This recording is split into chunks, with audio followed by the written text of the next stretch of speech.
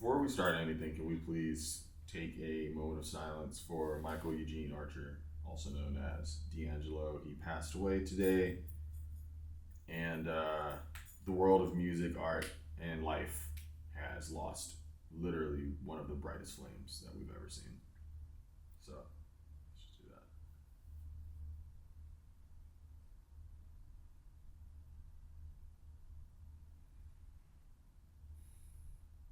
This is another episode of Woody vs. Sachee. It's October 11th, 2025. I mean, just we could dive in just so you can just this is damn near like a wake for context. D'Angelo, the artist, he's from Virginia. Chris is from Virginia. Richmond. Chris is always, and this is what's really dope about having like proper black parenting. We're gonna call that PBP. Yeah. Proper black parenting allows you to understand the black experience through music. Even if you don't have wealth, you'll experience it through music, so it like navigates your black compass to the right place. And one thing I knew about Chris early on is his love for Maxwell and his love for D'Angelo, and that goes a long way to the point where like Chris doesn't act like he's a neo soul head. He specifically focuses on their music and always has. And the cool part was Chris got to enjoy D'Angelo making an album while he was adulting. So when he made the Black Messiah album, and you correct me anytime I say something wrong. I want to make sure I'm real poignant and correct with this. But when that album came out, bro, I just remember what it did to Chris, and he was just like, no, like he used to bother me about listening to music. It's funny, it's kind of the other way around now. But I remember you legit was like, you gotta listen to this album. It's the best album, bro. It's the best album of the year. And like D'Angelo's one of those artists where like he's so revered that there might be people that like the music just because it's D'Angelo, but no, it was so reviewed, honestly, and the music was great, and you was right, and it just shows that like when you take care of an art or a craft that you're a part of, you'll be remembered forever. Because none of us are gonna be here forever, The older I get, by the way, I think about that way more than y'all do. Mm-hmm. Like, I guess I think about death in a healthy way at this point in my life. An unhealthy way would be like if I was suicidal, I guess. But like, the more you think about like that you're not gonna be here, the more present-minded you are. Mm-hmm. So like, I want to kind of let you go, but the one thing I will say is that like the way you've appreciated his music and the way you're gonna appreciate his music is always I've always been really impressed by that. Always been really impressed, and I'm really proud that Mama Chan, so not Mama Chan, it's just a joke, it's not the actual last name, but I'm happy your mom's always like instilled that in you, bro, because like some people just listen to Brown Sugar and then they keep it moving. It's kind of like people listen to Cameron, Hey Ma, and then they keep it moving. And it just upsets me because it's like, there's way more to these artists than that one song or that one moment. So when you get into it, or if someone really think they know something, they go to Devil's Pie. Ooh, now we really cooking. Mm-hmm. But, just great music, stuff like that. I think even to that point, the reason why I think D'Angelo is like easily like one of my favorite artists ever is because there's certain artists that are a complete treasure trove to like creativity when you dive deeper into them. D'Angelo was one of those people where it was just a gift that kept on giving. You were always rewarded with diving deeper into his artistry. Me being from Virginia, him being from Virginia. I was about to say Atlanta. I was about to say Atlanta. No cap. All of these things were like, D'Angelo came from the church.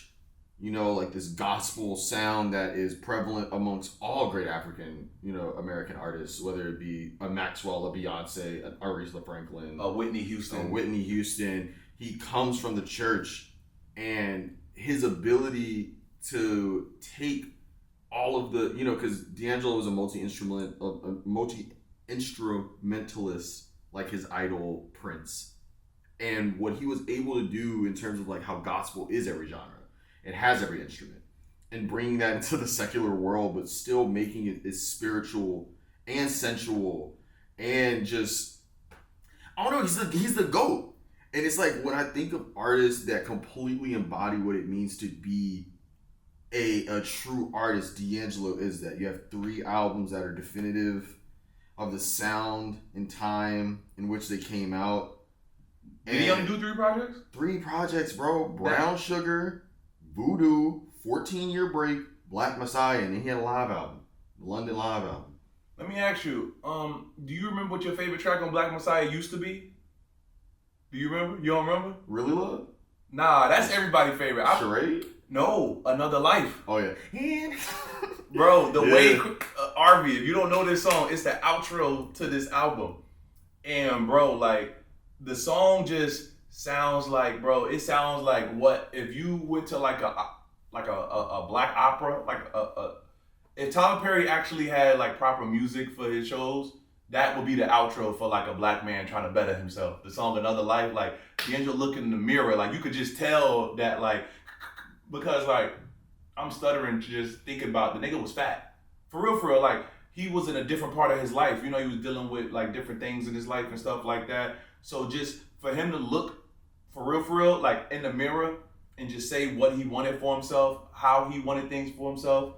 And that's why the song's called Another Life. And bro, this song mad beautiful, bro. You gonna listen to it, like listen to it in the car. Don't be a crybaby like me. I be crying to music. Hey. I be crying to music. So like, don't be like me. I be crying. And before we even continue, I just want to just give my condolences, and we really praying for his son.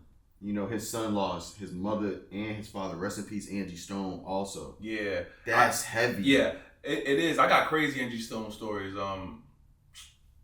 It's just I think also the other thing I like about D'Angelo too is who he introduced me to through his music. Like, one of my favorite artists of all time, you already know I always talk about J. Paul. J. Paul is another D'Angelo disciple, so much to the point that he got Pino Palladino. Pino Palladino was the bass player in the Vanguard. His daughter is signed to Paul Institute and is in their band. Like, the D'Angelo love, I guess, like in seeing how it's gone through all. I mean, bro, there's no To Pimp a Butterfly without Voodoo. Some of the things that have come from this, even the whole Soulquarian era of all of the albums, like Water for Chocolate, Mama's Gun, all of these albums that were made in these sessions, like, and then also funny shit, D'Angelo was the ultimate inspiration for a former fat nigga. That nigga, bro, everybody know, and it's so crazy if you look at D'Angelo during the Voodoo era, if you watch the interviews, there's this interview he did on the set of Left and Right.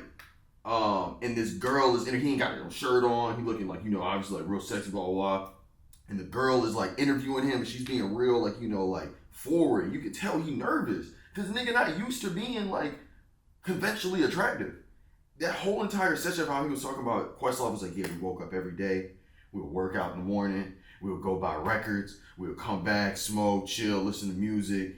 The whole entire process of creating Voodoo, the Electric Lady sessions, everything is so influential to every single thing I do. And yo, like it really is just, I don't know, man, it's hard, bro. I don't even really think I was able to really sit and think about it. I just tweeted a bunch of photos and sent out links to documentaries and just spread as much information as I possibly could because I was at work dealing with all them folks. So I said, fuck it, I turned the playlist off. We only listen to D'Angelo today. But I remember when I was a little nigga at work, I mean, I used to think that, like, forcing white people to do things that I wanted to do was my get back. Them niggas do not care. They don't care, bro. Them niggas do not care. I ain't listening to no Life for a Showgirl right now, nigga. Hey, you see how he feel though? I like the energy. It takes for a nigga to die for him to want to stand for something. Hey, me though, I ain't gonna lie. I've been stopped playing music for people. I always tell y'all the story. Remember I told you the story? I think I told it on the podcast. When I played Life of Pablo in the barbershop. Because I had it early. And I played No More Parties in LA. And Kanye got to the part where he'd be like, good dick, could do that. And it was a little kid in there. And they was like, hey, yeah. They go too deep. They was like, hey, yo. Get money. And they was like, my man. I was like, I didn't know it was good. Because he rapping on the song. He hungry. And they get to that part. She fell away. Good dick. I was like, My bad. Also, real quick, you see I got my hat? Like shout out Young Dro. This is all the way, but she said, Dro, you fresh as fuck. But it's the Kiko, right? Imagine if Young Dro did a photo shoot for Kiko. We don't give these niggas no ideas. Yeah, you right. You right. Yeah. Last thing I would say, yo, shout out D'Angelo, man. He defined a lot of my style, swag. Introduced me to some of my favorite artists. Shout out Eric Johnson, one of the greatest photographers of all time. I got to work with him. Got to have him shoot Anthony Edwards. And it's because of all them years reading the liner notes, going through my mama's records and CDs and shit. Them Saturday mornings listening to Brown Sugar. It's just, bro, it's the greatest, man. Rest in peace to D'Angelo, bro. Your legacy gonna live on forever. Ain't no way that it's gonna die if we here. Yeah. So you already know. For sure. The greatest, man. And if you don't know this about me, I love traditional R&B. So, like, everybody know, like, you will probably hear it at, like, the shower, but, like, bro, we gotta play Keisha Cole. Bro, I, know all of Keisha Cole's music. Like, all her music, I know all her shit, bro. Mm-hmm. Her second album, probably, for real, Just Like You, is probably one of my personal favorite albums of all time, bro. That shit is so hard, bro. And, like, all hood niggas love Keisha Cole. But I've always loved Angie Stone. My mom listened to Angie Stone. And it reminds me when we first moved to Jacksonville. I mean, when we moved to Jacksonville, my mom would always play that My Sunshine Has Come. And she used to play Visions a lot. My mom loved Angie Stone, dog. Yeah, and no, I know a lot of her music pretty well. Like, I know her discography pretty well because of my mom. So shout out to Belinda for always putting me on Angie Stone. And shout out to mom being the OG DJ. And when Angie Stone passed away, that was the first person I hit up. I asked my mother, I was like, did you see? Because my mom be heavy on Facebook and TikTok. And so I had, like, let her know because, like, that shit had affected me. Because I was like, yo, this woman's music was, like, ingrained in me and allowed me to, like, understand things that my mom was going through. Because, when you a kid, you don't know what the fuck your parents be going through. Yeah. All you know is your parents got music. And, like, old heads don't really be, like, music evangelists. Like, they don't, like, unless they played an instrument, they probably not deep. Like, they got records they like, but they don't got, like, a plethora of music. Mm-hmm. And remember, I'm coming from the era of, like, legit CDs and mixes and stuff. So, like, my mom had to hold true to whatever music she liked. Bookcase. Which was funny, because my mom used to really fucking like Trick Daddy. Legend. My mom used to fuck with Trick Daddy heavy, bro. It's crazy, too, because Angie, like, I'll say, like, if y'all ain't even really listen to D'Angelo like that, Angie Stone and him had a baby together. They worked together. They loved each other. They were together. Listen to Africa on this last song on Voodoo, and she co-wrote that. And that's basically, it's about their baby. And it's, I'm telling you, it's just the craziest song now, bro. It's the craziest song, man. Africa is my descent, and here I'm far from home. Yeah. That's why baby names be important. Oh, God. Nah, I ain't gonna lie. Baby names be lit from woke people. Woke people be naming their kids fire names, bro. Mm-hmm. They really do, bro. Nigga, obviously, that was his son is named Seven. Hard. Mars. Like, Jay and Erica baby. Yeah, like. I'm naming my baby a rich nigga name. That's really I think that we kind of having an overlap between, like, cool progressive woke nigga and rich nigga. Because a lot of times a cool progressive woke nigga done got to the point where he rich enough to name his child a cool ass name. Like, there's not that much difference of a Seven and a Rocket. Yeah, because, like, imagine that friend group if they hung together. Seven, Rocket, Mars. Nah, that's just, niggas is dreaming. Yeah. Niggas is dreaming for real. Yeah, ain't none of them niggas kids named Chris. Yeah, that's sure is. Yeah, I ain't naming my child that no damn. Nah, they getting named something crazy. I already said I'm naming my kid Cloud. Cloud Chance. Nigga gonna come through like a Final Fantasy. What if it's a girl? You still name her Cloud? I mean, Cloud Cloud hit hard for a girl. Yeah, Cloud hit hard for a girl. You know what name I fuck with, and I don't care. I can say it out loud. The name Divine. Divine is a fire name, bro. Divine go hard for real. And you know RZA's brother's name Divine. Mm-hmm. That shit just hard, bro. He was born to know mathematics. Yeah. Like, nigga name is Divine, bro. Yeah. You know what I mean? Nah, that shit's tough. That's tough. Oh, man. All right. Well, we can go all the way back and rewind to everything that's happened since we last spoke, or we can go forward. It's just it's a lot of layers to peel back. Of course, we always talk about shoes and everything in between. Do we want to talk about Infinite Archive? Of course. Do we want to talk about Infinite Archive? Easy. Yeah, shout out to Easy one My time. shit peeled off, obviously. You said yours peeled off? Yeah, I was putting them on one day, and it came halfway off, and I tried to put it back on, and this morning, I just ripped it off. I said, fuck it. Yeah. Yeah, man. Come on. Oh, you ain't seen you looking like, oh, yeah. Yeah, them the ones. To most people, I like the 17 highs. 17 lows is where they get real cute, so I can see why people like these. Mm-hmm. He's talked enough about them. I just like how much he, like, Easy is doing something that I feel like he hasn't spoke about, but man, is he showing a lot of love to Virgil. Like, if, you know, we'll be the first to tell y'all, like, y'all saw our collaboration shirt with him. He's collabing with a lot of brands and entities, and the only person I know who can bring that many brands together is Virgil. You know? And recognizing themselves as a platform to do even more. Yeah, and when you see this post world of what this world looks like without V, it's really cool to see Easy kind of not pick up where he left off, but kind of take some of those practices and be like, yo, nah, I got y'all. I'm going to get it right, and just really get everybody together. And really, what if someone just sold this Don't Peel Off? That'd be a good business. The nigga just sold it. Oh yeah, it's like new labels. Yeah, like labels.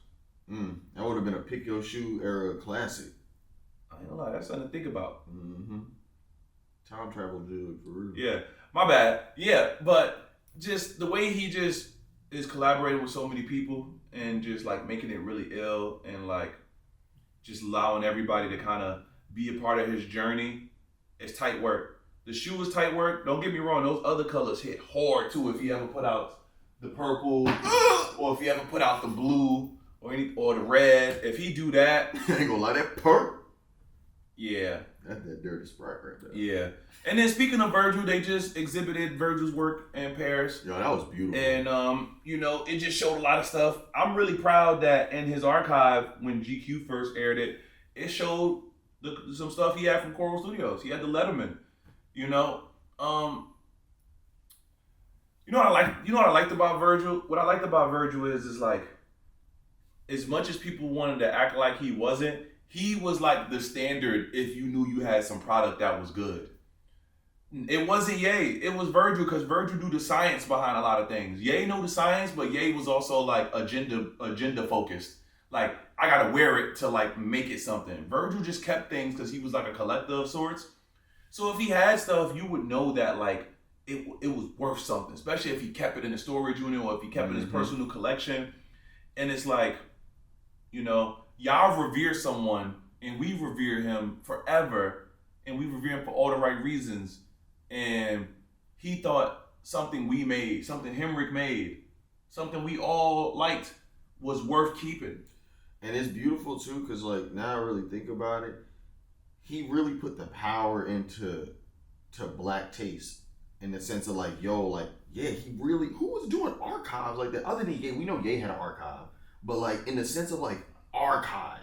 Not streetwear. Andre Leon Talley had like yeah, his own situation, of right? Course. Dapper Dan had his own situation prior to getting locked. But V for streetwear, you know, I'm gonna be real. Outside of V, there's probably not a lot of humans that have an archive of things. I would go and say myself for sure. Yeah, I'm up there. Like we're carrying the, you know, we're carrying. No, for sure. Like the day I leave this earth, niggas is gonna be like, he had all of that, cause like we have it all. It had an archive when Red Yeezys came out. Yeah, no, I've always. That's just been my secret thing, though, bro. My secret hobby, without telling nobody, I just love copies of things. I love to see things in multiples. I'm infatuated with it. I love that shit. It's like you taught me that. It's just it's great, especially when you can afford it. If you can chase it, cool. And then I also like experiences later on. If I think an experience was good, let me hit that bitch again, right? So it's like how we like. I got like an unopened Yeezus album over there, but that Yeezus album ain't even from the store. It's from them. You know what I mean? Mm-hmm. So it's like little stuff like that. I'm like, dang, they ain't even keep the red sticker. They wanted like the infrared sticker because of like the Jordans. Pass it's right on the top. It's right there. Right there on the top. Oh, that's that. Yeah, that's so good. Like it's like unopened. Yeah. Like and it's infrared. It's like orange. You know, and you remember they had other colors, but this was the color they liked. They were like, yo, like this, even though the one you see on Apple or whatever, it had like the red and the little peel. Nah, they loved this. So I said that they loved it. It made the most sense in terms of production too, because I know that other sticker was the one that had Yeezus on it that would have been insane. Yeah, the gold melted thing. Yeah. Oh, I always say shout out Drew Arnold. Who's the dude that made the Yeezus stickers? You remember? I bought mine. I put it on my iPhone. Yeah, that was a time. Hey, I forgot. Them things he probably made a good little. I forgot. You know why this color is so important? Because when you look at Red Octobers from afar, they kind of have that color, and kind of so do these Stussies. They kind of have that same patina. Yeah. Ain't that infrared 6 too? Like in terms of that sample 6 gotta get got. Yeah, that's real. That motherfucker gotta get got. Yo, shout out to Chicago, really like, cause that's one thing too that I was really fucking with Eazy's whole raw. Like, yo, Chicago really doing it. Yeah, Chicago, Chicago did their big one here. Yo, it's funny too. Shout out to Dre the Shoe Guy. His agenda of make high Jordans great again. Yeah. Yeah, hey, look, Easy, you leading the fucking line right now. Yeah, 15, 16, 17, 18, 19, 20. 20. Shit, and look, and I'm young, so I'm going from 20 to 23. I don't care. Nigga, give me the 23s with the thumb on the tongue. No, 23s is crazy. Crazy. 23 is crazy. If a Comme des Garçons 23 came out. Actually, when I get paid tonight, I'm going to buy a pair of 16s. I'm going to buy them CEO 16s. Hey, have you saw me? I like the little. Yeah, okay. Speaking of Jordans, though, no, you know what's another crazy 16? Do you remember that Russell Westbrook pack that came out? Yeah, you talking about the one with the chain on it? With the chain, it came with the Converse. Those bitches was crazy. Yeah, they be wanting to hide for them. Yeah, they be wanting to hide for them. And then I can't forget. I'm sorry, I just got Supreme 14s. I got to go back and get those, but I saw the 40s in store. So I went to Virginia this weekend. So I went to like a regular mall. So I'm like doing research. The best. Regular malls is the best. So fire, bro. Research and development. Y'all got a resale store in your mall, don't you? Oh yeah, of course. No, but look. So I'm in Foot Locker. Also, shout out to JD Sports' whole entire. They're going into the south. There's a JD Sports in the mall. I go into Foot Locker. I'm looking at it. First off, we're in the golden era of sneakers again. Hopefully, everybody kind of recognizes that's what's going on. Yes, we are. I go into Foot Locker and there's scoring title KD4s on sale for $80. I took photos of the 81s with the $79.99 just so I can have this. So in 20 years, when people love posting the Jordan 1s from 80, it's like, yo, we're in. So I look at the 40. That 40. It's hard. If they want to send a 13 to the 40, I'm going on and showing media. I saw another pair last night. Shout out to Rob. Rob took me to the damn Knick game. To the preseason shit, somebody was wearing a pair like pink, like a salmon color. These 40s, they look crazy. They're patent leather. Yeah, look wild. Like they tough. Jordan got some. No Tatum's. They got some shoes right now. I'm happy that basketball sneakers are returning to form. You know what I'm saying? But, yeah, they are. I mean, I'm waiting for it to I'm waiting for things to jump off the screen like Jado. Them things got Nike ID now. They ready, and you can mismatch them on the Nike ID. Who gonna be the demon that make the pure platinum and the blink? Do they even got them colors on there? Nah, they don't. I think they don't phase them colors out. Also, they don't be going. If you notice, Nike done dulled down on like letting you go crazy on the sock liner. Yeah. Only Ye was smart enough to use the full real estate of a shoe. He was like, let me touch the sock liner because the sock liner changed the whole emphasis of the shoe. And then we gonna hit the aglet and put the. It's some crazy art on earth that really show you like the difference. The difference. Yeah. The difference is the little things. The difference, man. Yeah. There's certain shoes that I don't know. This has been all I gotta say is it's been a great year for sneakers. Like, Yeah. we are in a sneaker renaissance right now. Real quick, so we can knock it out. Decent year for Tech 2. I have the Air. He has the what are we on? 17? Yeah, just 17. The Pro. 17 Pro.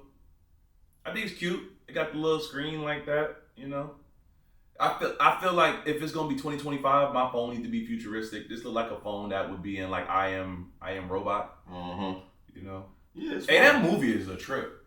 I Am Robot is not a healthy movie, bro. Hey, bro, when he first the scene that's in when he took out the Converse, he's like, yeah, 2000, what was it, 2007 or something like that? Yeah. He said, yo, man, we need to make Will Smith, man. There's certain movies where you just like, yo, this thing kind of trim. Will Smith. I, Robot, Hitch, and Focus. Focus was the one when he was in there with Margot Robbie. Yeah. That movie kind of a trip, though. Me and we was starting to watch it here today. We was trying to watch that shit. We was like, yo. You gotta watch it Are on we your gonna own. finish this shit? You gotta watch it on your own because you start realizing there's some agendas in the movie.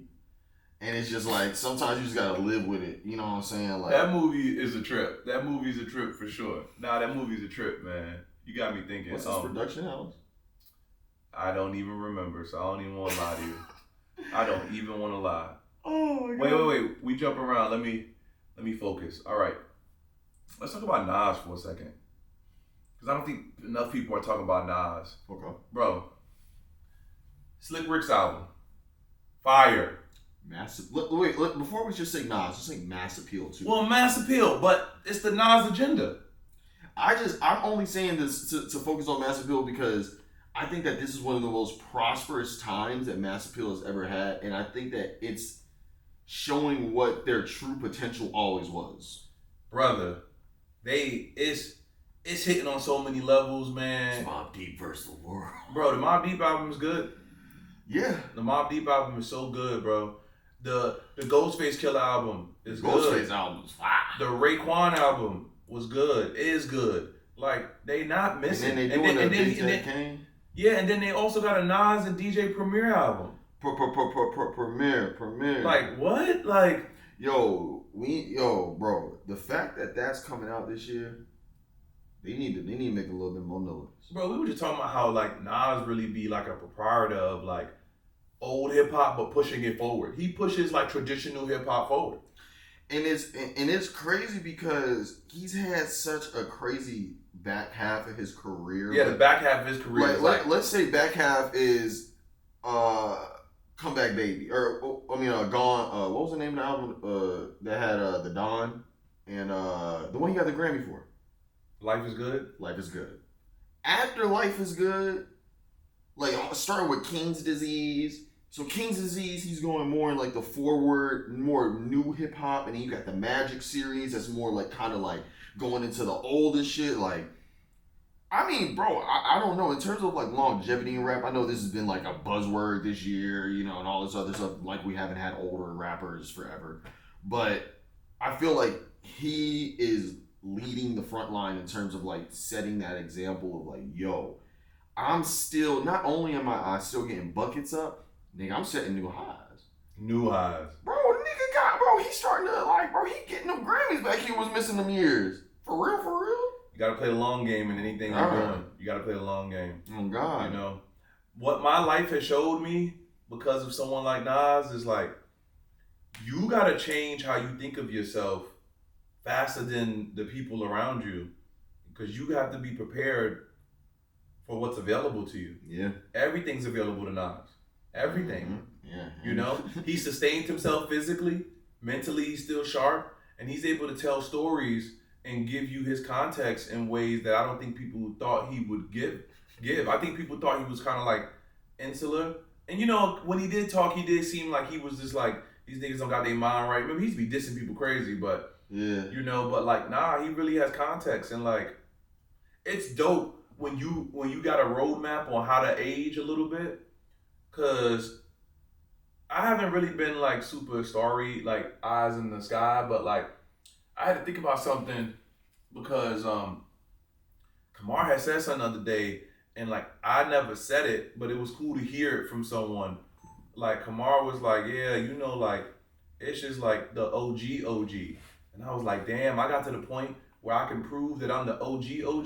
Like, it's one thing when someone be like, yeah, I see you OG or something like that. But I've done enough to help you niggas where niggas really feel like I'm like the Don. No, like a real tree branch, Mm-hmm. like a real arm in something.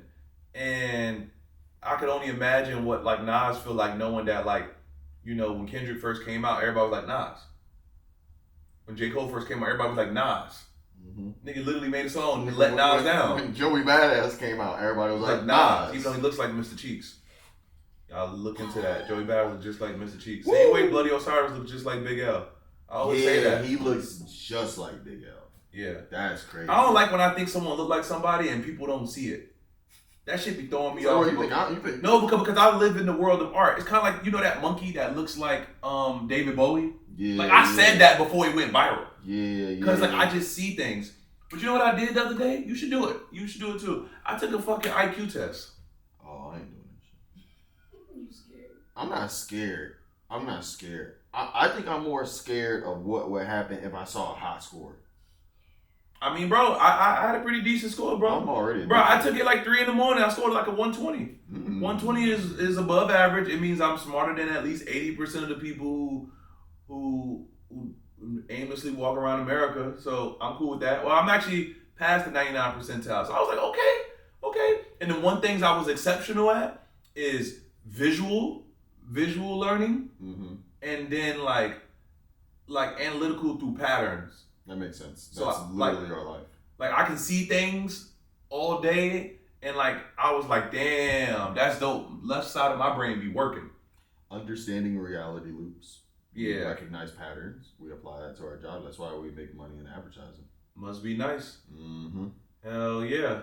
IQ shit is, yeah, man. I the only thing I looked up is my personality. What's that thing? Type 1, type 2 type shit? Nah, I think I may be type A.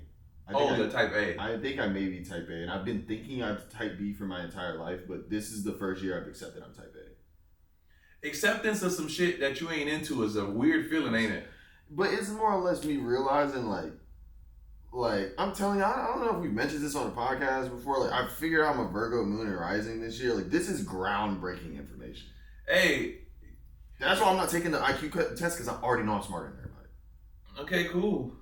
You having character development, and it's cool because it's like life is the last thing that kind of changes who you want to be or who you are, mm-hmm. and you don't really plan for it because you don't know what your life's gonna be. So most people don't know what their life's gonna be, so they don't really know how to intertwine what life makes them kind of mm-hmm. start to be. But like the more you get into life, the more you start realizing, like, you know, like it's easy when I say it, when the big bad wolf is like, oh, you know, life's gonna kick your ass and it's gonna give you fatigue. You don't know who you're gonna be after that fatigue. Mm-hmm. I think you're starting to find out who you are after that fatigue, and that's why I be trying to tell you, you don't got to be bitter or just come off like cold or like removed the way I did for so many years. But you have to have context that like that can go up at any time. That's how fucked up life is, bro. It's like you gotta know that like this shit not really geared towards all the things you good at, but in spite of that, you have to like turn that. You gotta turn some shit up still and figure out who you are after you gash yourself. After you gash yourself, you gotta find out who you are in that shit. This is true. And it's gonna be interesting to see what that is for sure. Now, basketball, because you ain't been watching football, but I'm gonna give you a quick update. Football. Drake London, I know Drake London. I'm gonna give you a quick update. He got the coldest name. Drake London. What? We was at the game. They were talking about, it's another Drake London catch. I was like, what the fuck is that? I mean, there's a dude in college right now. His name is the Realist. Oh yeah, the Realist. Yeah. No, what's the other one? Drake May. Yeah, Drake May. Drake May. Oh, I get what you're doing. Oh, okay. He's white though. No, like the whole thing is like no. There's this dude on TikTok. He's like an alcoholic. No, I know. Oh, I know what you're talking about. Yeah. Yeah. So the Browns are 1-5. Yeah. So eventually they're gonna have to they're gonna have no choice but to want to play Shador to keep people interested. They so lame for that. Dare I say it's perfect timing. Nah, you know what it is? Time for a rant. So, My favorite reasoning for loving the NFL, it's the only sport where white people have to fail in front of millions of people every week. They get paid a lot of money to fail. And I love when people do good, but more than not, it's a sport, so there can only be one winner at the end, right? Can only be one winner. And the foolish part about sports is, as long as you're not the worst winner, you feel better than someone. Yeah. So there's a lot of lying and propping up people do for themselves to feel good about their teams. So I was like, you know what? I should do this healthy exercise of following the Browns from training camp all the way through the end of the season to see how they vibe, see how their vibe changes about their team. When everyone's 0-0, everyone lies. They lie to each other. They say how good they are. They say how good camp is. Just lying, right? Not being realistic about, because they have to be optimistic and they got to sell product, right? Just to see the shit fall apart in front of them. Like, fall apart. And then you have to, then these people, especially white men, have to go up there on and answer these questions that they're not prepared to answer because their pride and ego did not prep them for what it world looks like when you suck. And they fucking suck. Their head coach is 4-26. That's his record as a Giant. I mean, as a Browns coach, I believe. Dude, like it's that bad. But but through all of that, his pride will still not even let him blink at the moment. I could be wrong, but at the moment, his pride won't let him blink about playing Shador at all. Not that he should yet or anything like that. I don't, I think it should happen at least in about 2 to 3 more weeks. Let Buddy get on the losing streak that's like evident that it's over, where they can't take it no more, and then you just go Shador. And if Shador does good, cool. And if he doesn't, we all go running and hiding because he too is a failure. If it happens that way. But that just means the whole team is bad and it is what it is. But it's just so interesting to see how pride and ego gets managed when there's nothing left to hold on to. And these people get fired. A lot of these people get fired. They make excuses. But it's like, yo, you took on these things, and every step of the way I saw where you could have did a better thing. Not because I'm some pro. No. This has nothing to do with me. This has to do with common sense of like doing the obvious versus doing what you want to do. And everybody always wants to do what they want to do, but nobody wants to do what should be done. Like the people who do what should be done live forever. They're immortalized because they knew it was bigger than them. The people who want to do what they want to do, you have fucking moments. Fucking dingus, do something. Be bigger than yourself for once. So I just love that sport because it's the one sport where like they all get it wrong so often and never get held accountable. But I like that moment when they gotta do the press conference. They look like fucking idiots. Yeah, and they have to exit. That's the corporate word of saying fired. Exit. Yeah, he exits the team. That's why even if you get fired or you quit, they still call it an exit meeting. Don't they? Aren't they mad at what you call it? What's his name? That was the. Is it Bill Belichick? Who was the guy that was the Patriots? Yeah, Bill Belichick. Yeah. Yeah, they're not liking his style of coaching. It's even worse. It was just, I think it's the whole thing. His girlfriend, his lifestyle. Oh yeah, because he got the young girlfriend. She be having him do random shit. Yeah, and I think that it just looks unfocused. Yeah, man. I'm happy. If it wasn't for him, they'd be all over Deion and them again. Because Deion in Colorado, I think is like 3-4. So they would love to just shit all over Deion. But the fact that Bill Belichick's there and other people are wetting the bed, it's like, whew. Finally, they can leave that man alone. Because, like, people just want to see people do so bad. And, dog. It's weird. Like, if you believe in a higher power, maybe you'll resonate with what I'm gonna say. But the first thing I'm gonna say in my teary eyes, the day I transition, if I can transition the way I want to, I'm gonna be like, yo, why'd you let so many niggas hate on other people? Like, niggas is really haters. Like, bro,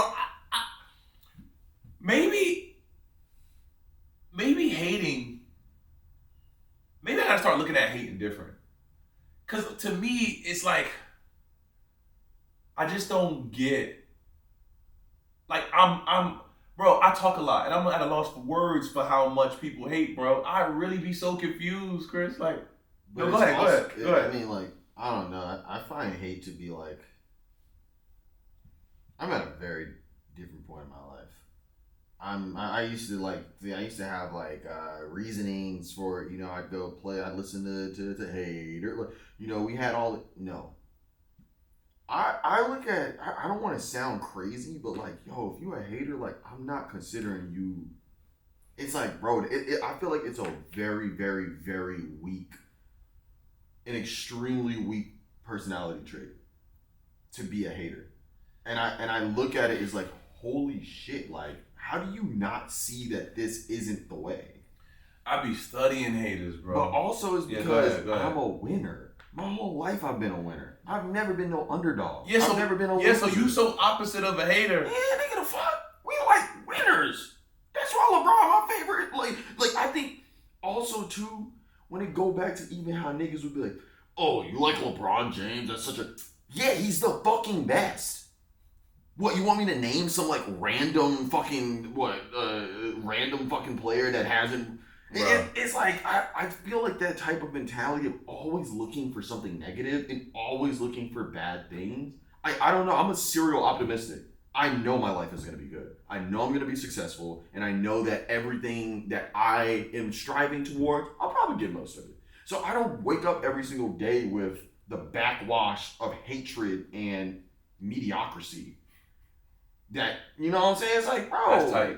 That's tight. I'm so offended because it's like, man, like, now I'm too smart, right? So like, I'm smart enough to realize that I can't condemn a person for their opinion. Yeah. So I be wondering, what's their I want to play on their terms. What's your standard of success? What's your standard of a good life? What's your rules for success? Nah, not even that shit. Quicksand. You think so? I don't even. I'm gonna tell you why. I'm gonna tell you why I do that. I want to, like, bro. I'm telling you this right now, bro. I've been through some shit in the last few years of my life, bro. There's monitoring spirits. There's demonic people, and there's energy demons around you that suck the life and joy out of every single thing on earth. And most of them will call themselves a proud hater. Get that shit away from me. Nah, some people don't even be proud haters, bro. And look, I can understand positive. There's certain type of hating that, like, even like I can see, like, you know, like how you're able to, like, if you have this natural feeling inside of you and you're able to convert this energy, it's renewable energy. You're able to turn this fossil fuel into gas. All right, I got a great question for you then. I need a definition for this. Help me. I don't think I know right now. What do you call a person who, like, someone nerds out about music?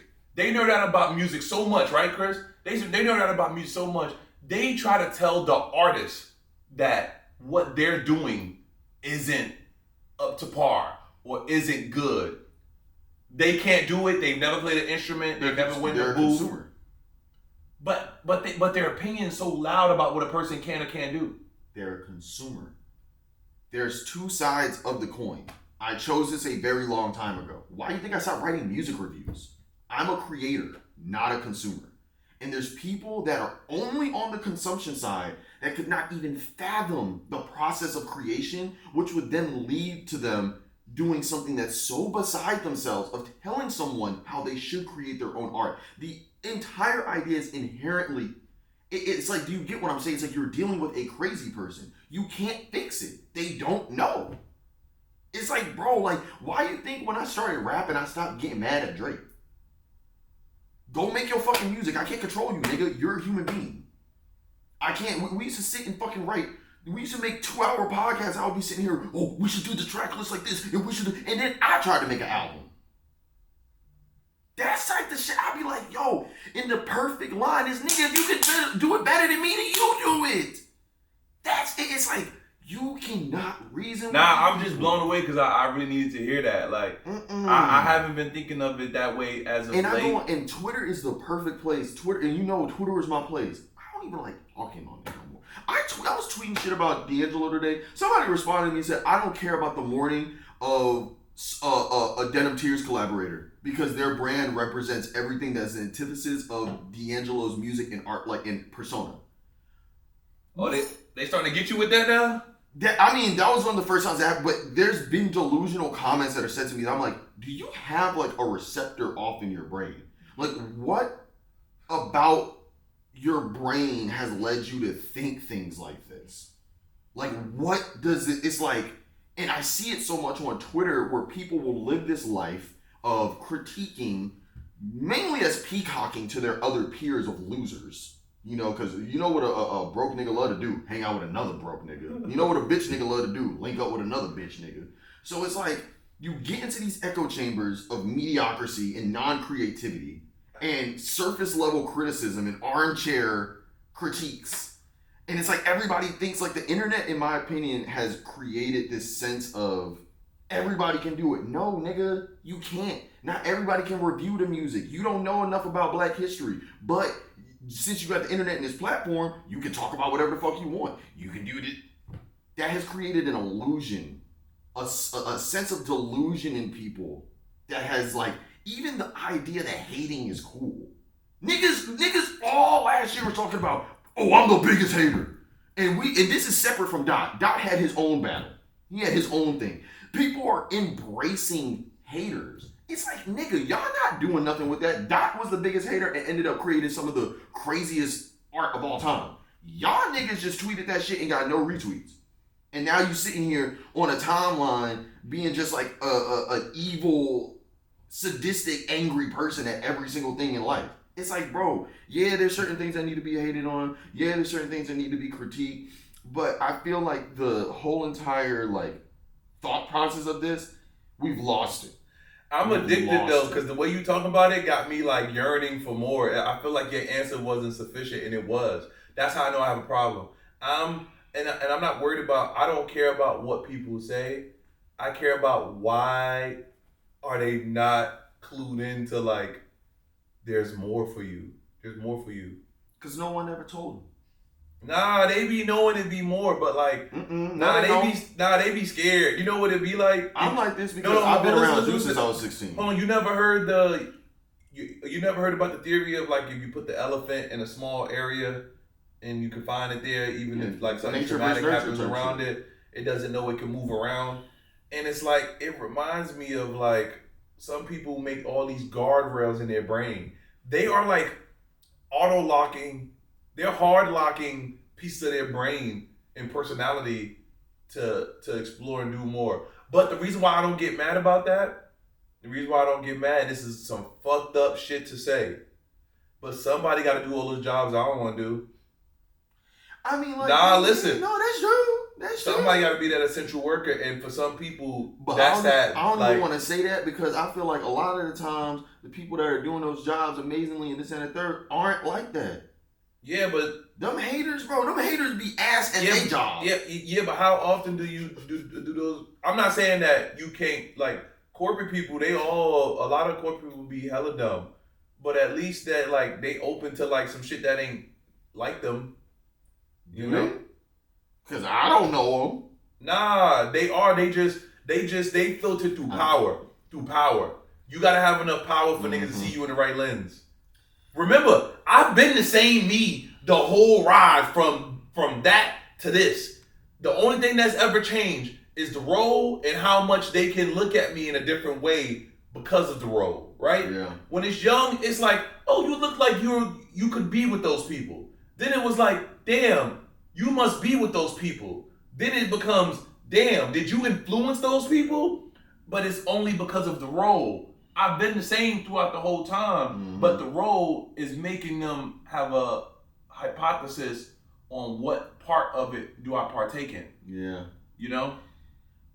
Hey, all I know is that my partaking, I've gotten to the point in my life, Woody, where I physically get sick.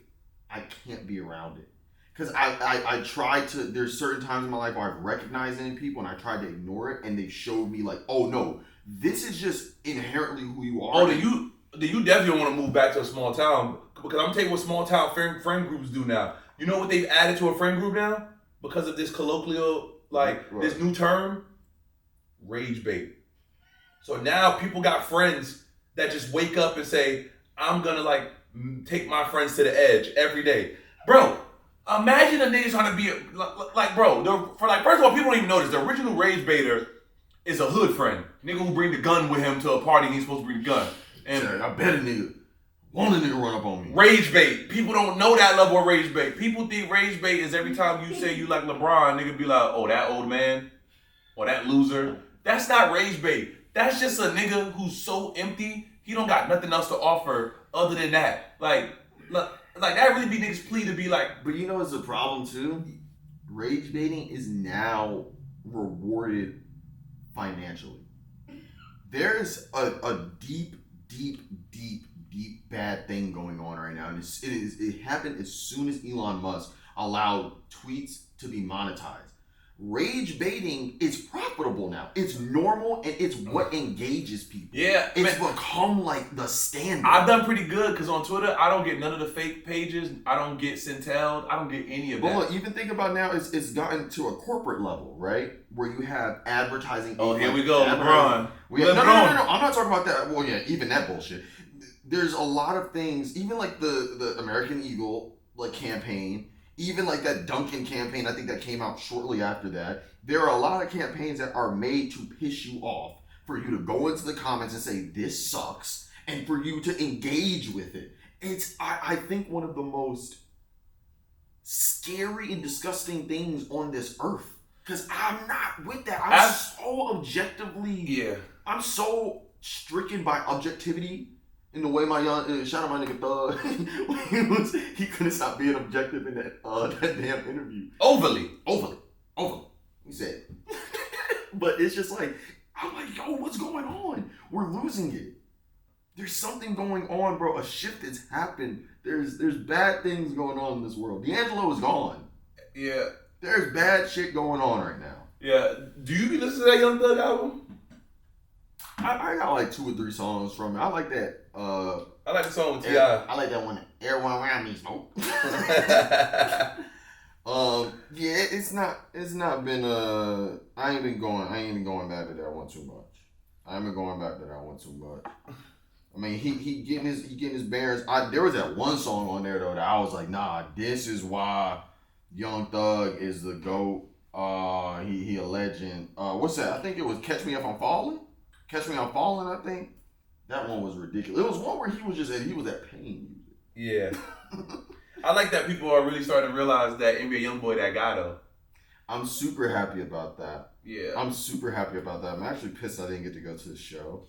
I think that is a legendary tour that's going. I think the best part about it is the videos of all the young men, the YMs, the young men's. We don't do YN around here. We don't say that bullshit. YMs. All the YMs was in there motherfucker crying. Tears of joy. I think they sell those flags at right before you go in. Them slime massive. flags. Yo, chill out. Yo, bro, I think it's so beautiful though that like I'll be honest with you, bro. Like I think the first time I really cried my eyes out when I was like 19. I didn't cry like that when I was in high school and through my teenage years. Like I had to do shrooms to like let out my emotions. The fact that I know a lot of these young kids, bro, this is the first time they don't really cried like this, bro. Yeah, for my generation, when people really started crying was that Kid Cudi and Kanye album. Especially that Reborn. That shit was waking up demons for niggas. Man, nah, I ain't gonna lie. That nigga said, I want all the pain. I want all the rain. Hey, somebody was looking for the pain. Someone said, you looking for the pain? Look no further. They made an 8-hour track of that, of Kid Cudi just... with rain sounds, because someone said this ain't deep or dark enough. I need to go deeper in my soul and find myself. Add the rain sounds. Yeah. For 8 hours, just listen to that, bro. Niggas. I ain't gonna lie, that Ye verse is the saddest. It's like I feel like when we go back to like, you know, after all the crazy shit, that verse, bro, very rarely do you catch me out. Especially you was preparing your accent because you started talking like Don C. I was looking like, you good? Like, you stupid, bro. Nigga was preparing the accent. Yeah, Don C the transition between Chicago and country. Well, you know, yeah, Chicago ain't nothing but Mississippi niggas with fur coats. Sinners. Yeah, but see, Sinners is everybody reference. It was before that. Yeah, but no, I got you. Speaking of movies, I don't know. I don't think you've seen it yet. I'm gonna just let everybody know, man. Go watch that one battle after another, man. That's a classic. Oh, the movie with The Rock. No, that's smashing. That's the smashing. I don't know. You look like one battle after another. Is, you get all the A24 movies emailed to you early. Nah, bro, I gotta go see that. I gotta go see that too. And then we gotta see Marty Supreme. I don't know if you know the Safdie brothers that made Uncut Gems. They split up, and now they got 2 movies coming out the same year. So Smash Machine. Are they beefing or they just split up? I don't know. I ain't gonna speak too much on that matter, but what you call it? One battle after another, starring Leonardo DiCaprio, Tiana Taylor, Regina Hall. I think I want to watch mid-90s again. I cried watching mid-90s. Was Nakel the best skater in it again? Of course he was, and I cried during the scene where Nakel was talking to him outside the store. I cried my eyes out in the movie theater. It was one of the best. I had to tell him we was out in Paris. I was like, bro, that was one of the best deliveries I've ever seen in film. Really? Yes. I think every actor I think bad acting just be. I don't know. I don't know what it be like. Also, and I'm glad you brought up mid-90s because there's a dialogue going on about one battle after another. Paul Thomas Anderson is the director. A lot of the movie has to deal with black women. You about to spoil the movie. I ain't gonna spoil nothing about It's this about movie. black women? I ain't gonna, no. Are they with white men? Listen, I ain't gonna tell you nothing about this movie, bro, because I didn't know nothing about it going Wait, what's the movie called? One Battle After Another, starring my favorite actor of all time, Leonardo DiCaprio. Oh, the movie with Tiana Taylor. Yes. Oh, is it on streaming yet? No, go watch that in a movie. Oh, I'm about to. No. This is one of the movies you have to. I'm going again tomorrow at 11 p.m. at night to watch it in VistaVision. I saw it in IMAX already. It's ridiculously shot. There's a camera person that repairs cameras that basically repaired an old VistaVision camera for Paul Thomas Anderson. All right, cool. You know I'm into that shit. But all I I'm saying got is, you. sometimes, that's all I'm saying. Sometimes, I ain't gonna say that his perspective is 100% right, but I think with mid-90s, I feel like mid-90s couldn't have came out like that if it was a real skater that directed it. It would have hadn't been able to happen like that. Mid-90s, in my opinion, captures skaters in the way that a fat kid that want to be a part of the skaters looks at the skaters. And that's who Jonah Hill is. He was the kid that knew about skate culture, probably had a skateboard, probably never really fit in with all of them, but he knew much about it in terms of just proximity. So it's like more or less like the looking at the jocks on the football team or some shit.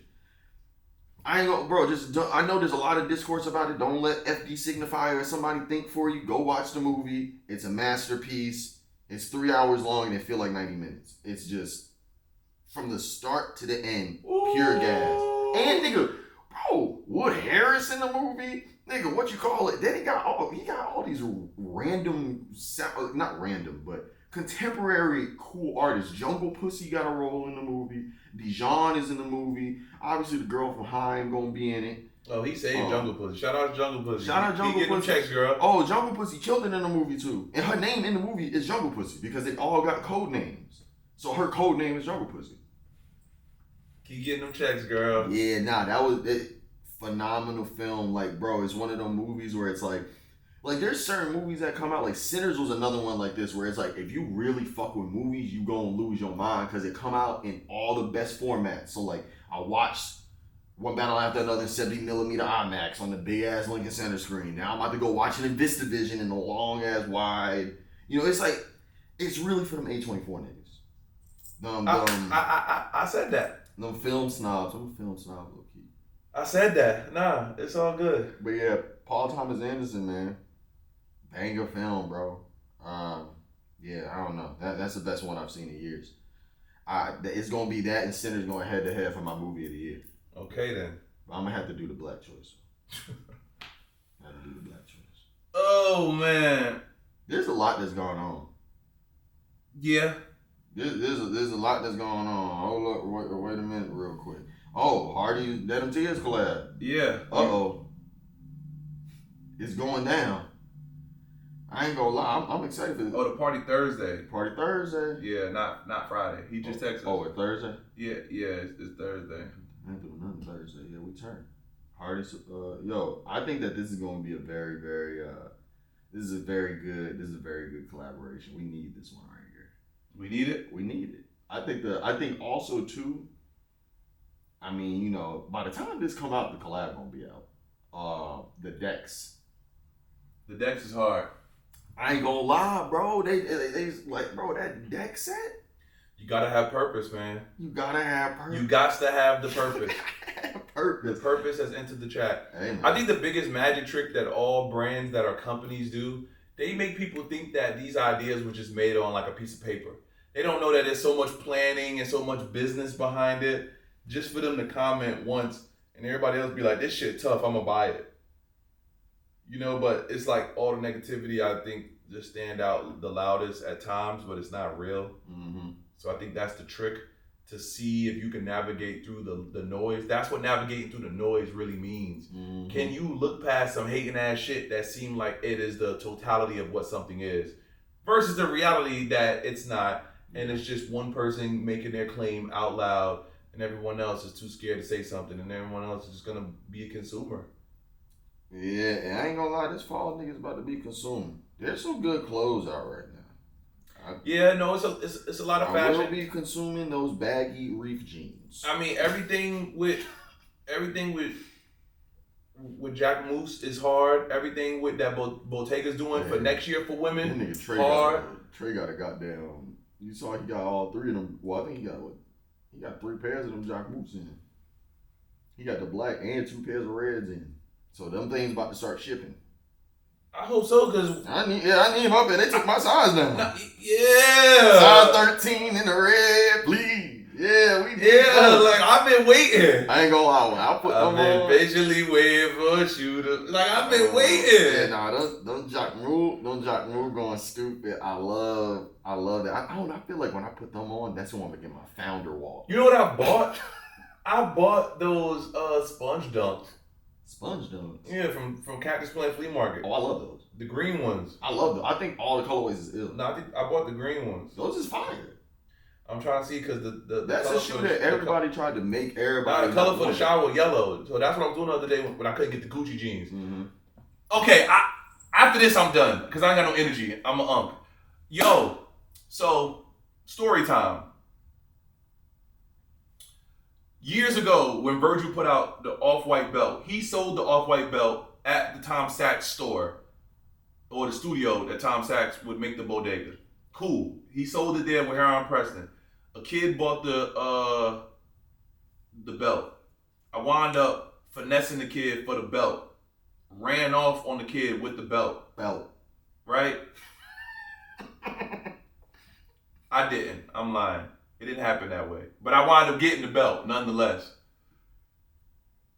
I wanted the belt because I loved the belt. But everyone else who was gifted the belt or who went and bought it was just wanting to be first. Oh my God, there is such a bad streak in fashion of people who just want to be first. Y'all Gucci jean wearing motherfuckers who about to be selling them in the quickness because you just want to be first. That's not even fast fashion. That's ego. That's ego stroking to like the weirdest degree because you looking for like the 1% to acknowledge you, and it's like such a weird ideal to want to like try to behold because it's like it don't do it. Like this is the long game. I still wear old Givenchy. Don't buy things that you can't afford to be first. Buy it because you appreciate it. First will never bode well for you because that person hasn't even got their story off yet. Imagine you put all your chips into college dropout, not knowing graduation is down the road. You know, like Demna's a great designer. He's gonna go crazier. But you know what it is too is that there's still remnants of Gully Guy Leo Instagram morning of Supreme drop posting into the people that transitioned from streetwear to high fashion. Well, yeah, but because it's like you know what I'm saying though. That's what they started on. They be stressing me out, man. I couldn't even go buy as a consumer the Gucci jeans because they hurry up and gobble them up, and not because they want them. And I know this to be true because I'm a proprietor of this culture. I help put things into it so I can predict and tell you why people buy things. A lot of people buy things just to say that they're first. They don't really want it. They're going to sell it soon. They're going to go hide it soon. And I'm not even talking about reselling. I'm just talking about people who want to buy something to show it off. It's like you just wasted a lot of money just to play show and tell. Don't do that. And I'm not saying don't do that because I want it. Don't do that because it doesn't do anything. Only person that's gonna be happy about that is Luke. Yeah, Luke made a funny tweet. Shout out to Luke for his funny tweet. But also, I know it's part of the game, so I know there will be a time where people buy something from us and just be happy that they're first. Mm-hmm. So You know? Or there'll be people who take their time, like our boys from Air Afrique. Is that how you say it? Yes. Air Afrique? Yeah. Ooh, I can't wait to get on with that. This is how old I'm getting. So Chris tells me that they want, like one of our homies want the shirt. And he puts us in DMs. And I know some people only buy their Avi on Instagram. So I'm like, oh, this is my nigga who want the shirt. I'm like, I've been talking to him for years. Yeah. But I didn't know that they were listening and he was building what he needed to build to get where he needed to go. Mm-hmm. Like, man, bro, when I tell you I'm so proud, and that's why I made that post. People thought I was moving. Because I used like the early post of when I got this crib. I just want to tell anyone, yo, we definitely clipping this. So let me get ready. Let me get right. Let me get good and right. Let me get good. Yo, listen, if you've ever taken advice from me, if we've had 8-year-long conversations and you've built something up for yourself, if you've ever done anything for yourself and you felt that I was a focal piece in it, I've told you keep going. I said, hey, maybe pivot, whatever. And you are killing it now, there is no thank you. The fact that we all got to actually cultivate together is the win. All I've ever wanted when I joined this culture was for me to be able to be such a staple piece in it that I could just help others do what they want to do. So what we looked at on blogs when I was younger or what I looked at on the gram now would just have better taste.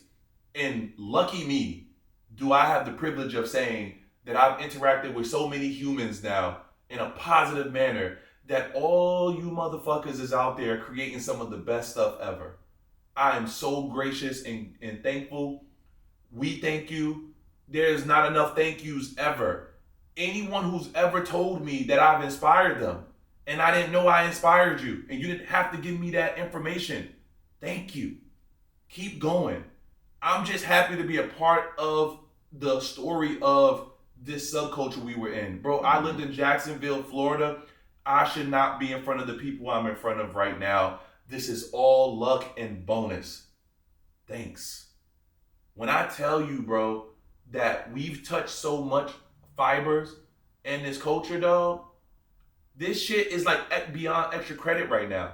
It's overwhelming how joyous I am when everybody's getting their chance, bro. Bro, they made dress shoes with Nike. Bro, and they're so like good.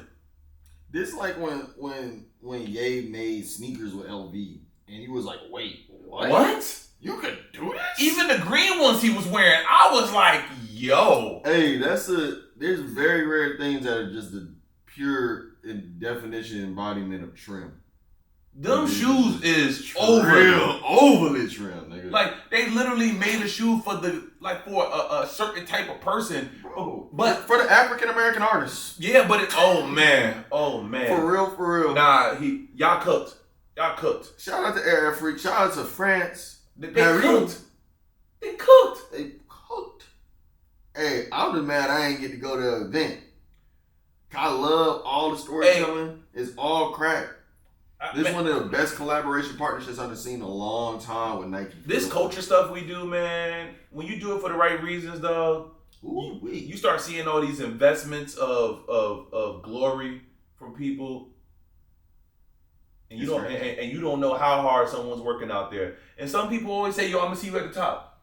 And then, a lot of people just be like, yeah, I'm gonna see you. Yo, these niggas is...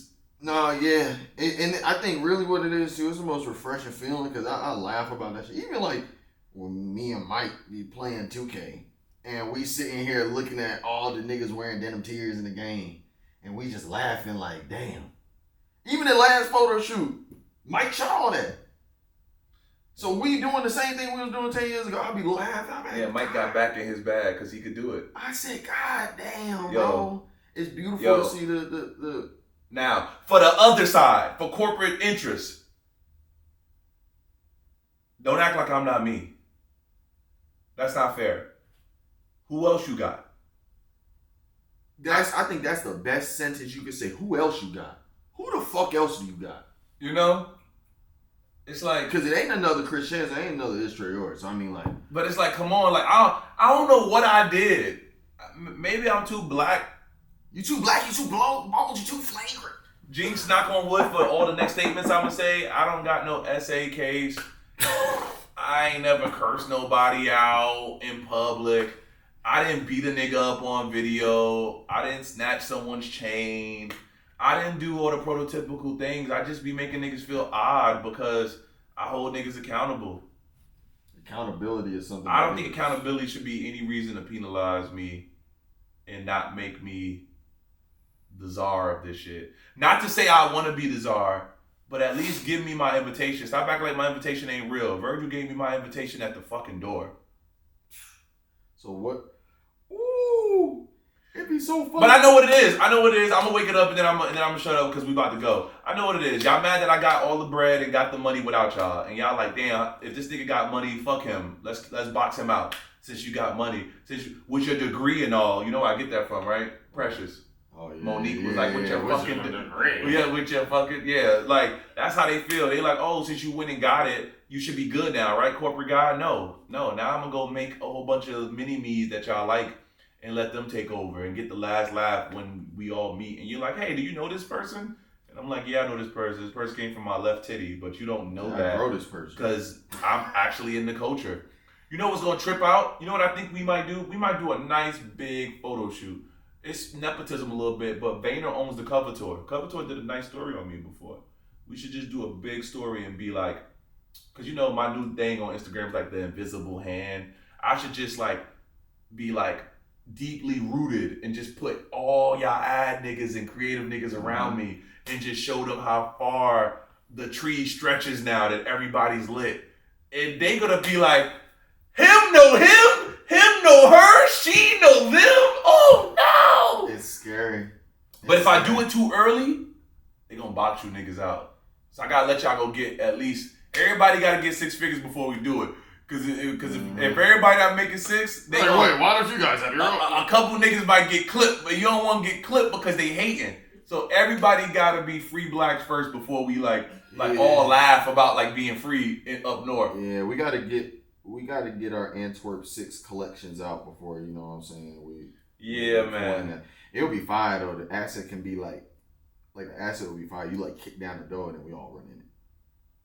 That'd be kind of odd. I think what's cool too is based off coming from like the world we come from. Like, you know, I'm such a gracious nigga. A lot of people don't know, bro. I'm so humble. I always pay it to someone else. I never just be like, it was me. You know, my best friend Reggie, I always be like, it was me and Reggie. It was me and Reggie. And advertise, I'm always like, yo, Julia. You know, but like, now I can kind of say like, nah, me. It feel good though. But it still be fun because it's like, we doing it. You know? No, like, I ain't even, I'm so selfish, I ain't even like hit Arby and be like, yo, it's been like a year since you've been recording. It's been well over a year. I didn't even say nothing because it was like, niggas just be so focused, we just do these things. And mostly everything I said done happened. Yeah. The last piece is coming, but what's lit is that it's coming off of her own hard work. I can't do the work. All I can do is tell you what to do, but you still gotta do it. Do the work. You can put you in the batting rotation. Now you wild out. I told you how to do it. You did things I could never do. That's a different conversation. We had that conversation once a month because your ass be wilding with this ant shit. But when niggas be listening and do it, it's like, oh, it's over. Cause I fake sold you on what life could be, but you actually bought it, and now you making life could be what life could be for yourself. This shit is beautiful. It really is. That shit beautiful. It's so funny when we first like had the meeting for this at Wyden, and I pulled up on y'all. We were in that conference room. Oh my god. That was the funniest shit ever. But it was very prophetic. I forgot about that. It was very, very prophetic. Was Jordan there? We've been doing this for so long, kind of forgot that it had to begin. Damn. Yeah. Yeah, man. I don't listen, dude. It's a very, very beautiful time that we're in. Very prosperous. Very happy. This is another episode of Woody vs. Sachee. Rest in peace to D'Angelo. Corporate America. Hey, we gonna keep weaving them punches y'all niggas throwing. It's 12 rounds, bitch. You know, so you got any shout outs? No, I just hope I did the button right. Yeah, man. No, you did the button right. Yeah. That's about it. Shout out Harvey. Yeah, wait, no, I do got a shout out. This gonna be funny. Yeah, nah. Because we talking about death so much, I'm just gonna do a little early preview of the life, but shout outs Kimberly Atala Ali Traore. Yeah. I gotta start getting comfortable saying that all the way. Woo! So that's gonna be lit. That's gonna be super lit. Yeah. That's a fire fucking name, Okay. bro. Yeah, it's cool. Alright, this is Woody vs. Sachee. We out. That's such a true name.